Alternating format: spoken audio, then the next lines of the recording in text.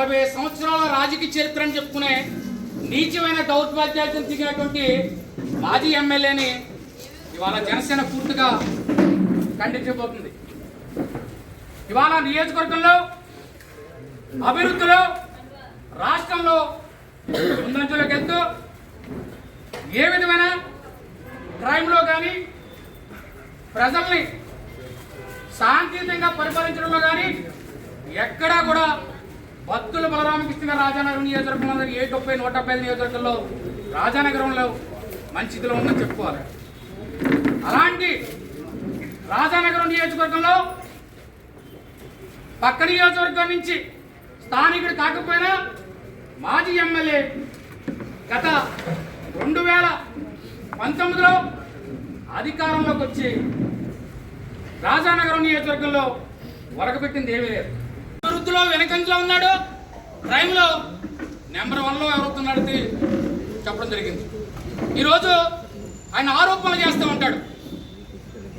ఎందుకంటే ఎమ్మెల్యే గారి మీద మీరు ఏదో మట్టి మాఫియా చేస్తారు, గంజాయి అని ఆరోపణలు చేస్తారు. నియోజకవర్గంలో ఇవాళ వైసీపీ కార్యకర్తలకి నాయకులు కూడా చెప్తున్నాం, మీరు గత ప్రభుత్వంలో క్రైమ్ ఎంతో చూడండి. మీరు 2019 నుంచి 24 దాకా మీరు క్రైమ్ ఎంతో చూడండి. ఇవాళ 20 నెలలు అధికారంలోకి వచ్చాక క్రైమ్ రేట్ పూర్తిగా తగ్గిపోయింది. ఇది అభివృద్ధి విషయంలో కూడా ముందంజలో ఉన్న క్రైమ్ రేట్లో కూడా చాలా మేము క్రైమ్ను ప్రోత్సహించకుండా ప్రజలందరూ కూడా సురక్షితంగా చూడాలని ఒక నియోజకవర్గాన్ని ఒక బాటలో తీసుకెళ్తే ఈ మధ్యకాలంలో ప్రతిపక్ష కూడా పాత్ర కూడా పోషించలేకుండా ఈ మధ్యకాలంలో పెట్టి ఆరోపణలు చేస్తూ సాక్షాత్తు మా జనసేన వీర మహిళైనటువంటి మా భక్తుల వెంకటలక్ష్మి గారి మీద కొంగు చాచి డబ్బులు దండుతుందని చెప్పేసి ఒక ఆరోపణ చేశారు. నిజంగా 40 సంవత్సరాల రాజకీయ చరిత్ర మా నాన్నగారు ఇది మా అమ్మగారు ఇది అని చెప్పుకునే నువ్వు నీ ఇంట్లో తల్లి ఉంది, అలాగే నీకు భార్య ఉంది, అలాగే నీకు మరదల గారు ఉంది. మహిళల్ని గౌరవించలేని నువ్వు కూడా ఒక రాజకీయ నాయకుడు అని అడుగుతున్నా.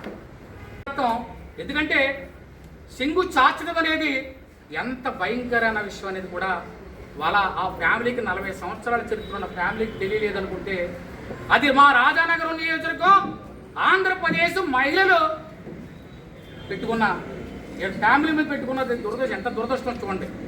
ఒక మహిళను అలాగ అవమానిస్తారా? ఇదేనా నీ కన్నతల్లికి నేర్పిన సంస్కారం? నీ భార్య నేర్పిన సంస్కారం ఇదేనా? నీ రేపొద్దున రాబోయే రోజులు నీ పిల్లలకి ఏ సమాధానం చెప్తాను? ఆడవాళ్ళని గౌరవించడం నేర్చుకో. ఒక ఆయన అంటాడు, మా అబ్బా నాన్న అమ్మ గురించి మాట్లాడితే ఇంటికి వచ్చి కొడతానంటాడు. అసలు ఎందుకు మాట్లాడవలసి వచ్చింది? స్థానిక ఎమ్మెల్యే భార్యని విమర్శిస్తే కట్టుకున్న మొగుడికి కోపం రాదా అని అడుగుతున్నా. మీడియా మిత్రులు ఎదుర్కొన్నా ఎంత బాధాకరం. మీడియా మిత్రులు మీకు కూడా అందరికీ తెలుసు, ఆడవారు సోదరులు అందరూ ఉన్నారు. అలాంటి మాటలు మాట్లాడినప్పుడు ఎవరైనా కానీ మాట్లాడతారు. మాట్లాడకండి ఎలా ఉంటారు? ఇవాళ అది చేస్తాం ఇది చేస్తాం అంటే జనసేన అనేది జన సైనికులు ఊరుకుంటారేమో తాటి తీసేస్తారు. ఎలాంటి నాయకుడిని ఉపేక్షించేది లేదు. గతంలో భక్తుల బలరామకృష్ణ మీద ఏం చేస్తాడో గాదనాడ దొంగ విజయవాడలో బాటా శివరంలో దొంగతనం చేశాడు, పుట్టక సాయిబాబులో దొంగతనం చేశాడని ఎలక్షన్ల ముందు ఎన్నో ఆరోపణలు చేసావు. ఇవాళ నువ్వు ఎన్ని ఆరోపణలు చేసినా ఇవాళ అతను అసెంబ్లీలో వెళ్ళి కూర్చున్నాడు. నువ్వు దొంగని చిత్రీకరిస్తే నీ గాదనాడలో మెజార్టీ వచ్చింది.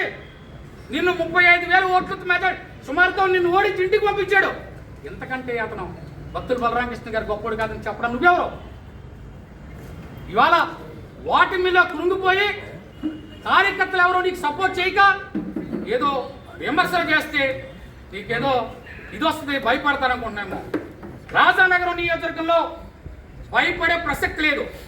ఎందుకంటే అభివృద్ధిలో నెంబర్ 1గా దూసుకుపోతూ రైతులకు పూర్తిగా సహాయ సహకారంగా రైతులను డెవలప్ చేయడంలో కావచ్చు, మహిళల అభ్యున్నతికి కావచ్చు, విద్యార్థుల భవిష్యత్తుకు కావచ్చు మంచి దశ నిర్దేశం చేసుకుంటూ ఇవాళ రాజానగరం నియోజకవర్గం దూసుకుపోతున్నటువంటి భక్తుల బలరామకృష్ణ గారిని అడ్డుకోలేక వాళ్ళ ఫ్యామిలీ మీద ఈ రకమైన ఆరోపణలు చేయడం ఎంతవరకు తగ్గో చూసుకోండి.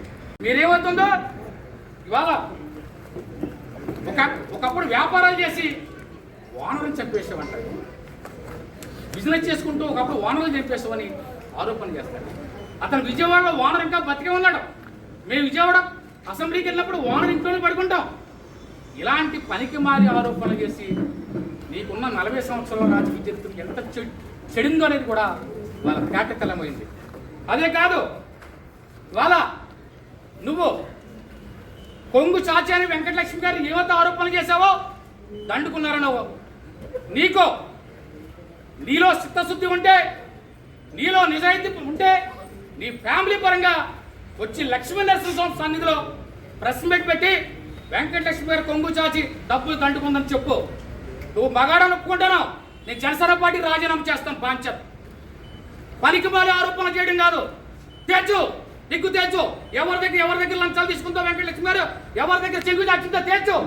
ఇవాళ 2019 అధికారంలోకి వచ్చి మొత్తం రాజానగరం నియోజకవర్గంలో కొండలు దోసేసో, చెరువులు దోసేసో, అన్ని రకాల భూ కబ్జాలు, బ్లేడ్ బ్యాచ్ అన్ని ప్రోత్సహించి ఇవాళ పక్క నియోజకవర్గంలో ఇవాళ ద్రాక్షారంలో నువ్వు కళ్యాణ మండపాలు ఎలా కడుతున్నావు, రియల్ ఎస్టేట్ ఎలా చేస్తున్నావు, జనాల సమాధానం చెప్పాలి. నువ్వు బెంగళూరులో నీకు ఆస్తులు ఎలా వచ్చినాయి, అలాగే హైదరాబాద్లో నువ్వు రియల్ ఎస్టేట్ ఎలా చేస్తున్నావు అనేది కూడా ప్రజలకు సమాధానం చెప్పాలి. కార్యకర్తలను అడ్డు పెట్టుకుని నువ్వు 2019 అధికారంలోకి వచ్చి ఏ ఒక్క కార్యకర్తని కూడా బాగు చేయకుండా నీ సొంత బామర్తుల్ని, నీ బినామల్ని 10 మందిని పెట్టుకుని పూర్తిగా రాజానగరం నియోజకవర్గంలో దోసేసిన వనరులన్నీ కూడా నువ్వు కాదని అడుగుతున్నా ప్రశ్న మీద.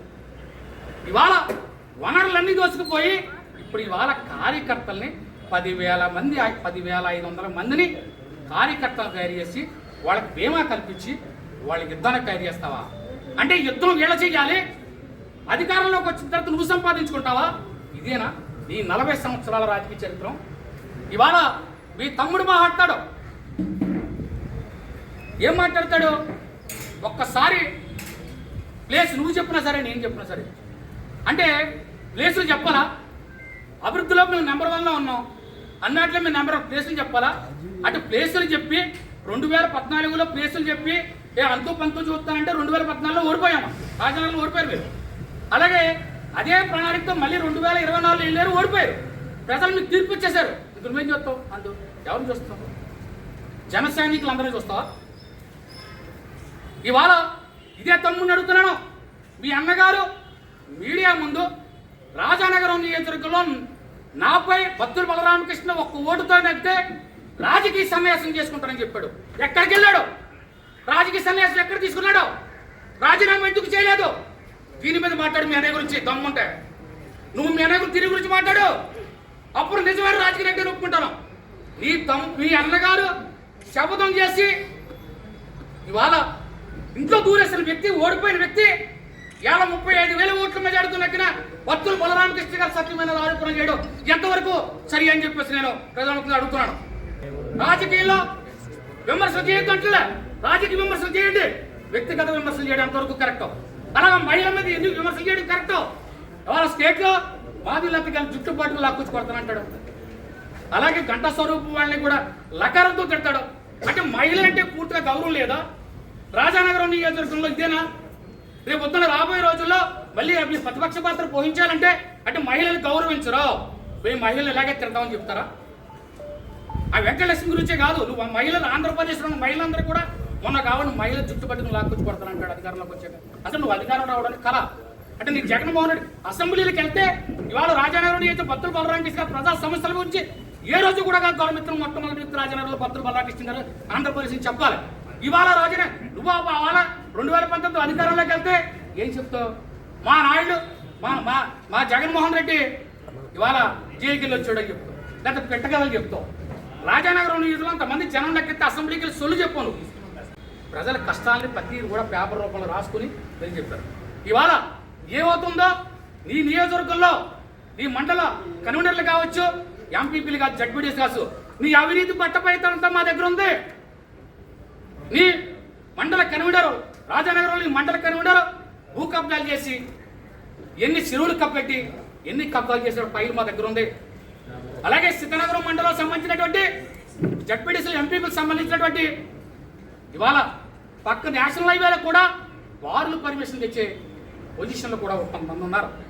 అలాగే రాజన్న కోరుకున్న మండలంలో కొంతమంది మీరు చేసే కన్వీనర్లు కావచ్చు, జడ్పీటీసీలు, ఎంపీపీ కూడా అంత దందా వ్యవహారాలే, అంత లిక్కర్ సిండికేట్ మాఫియాలు.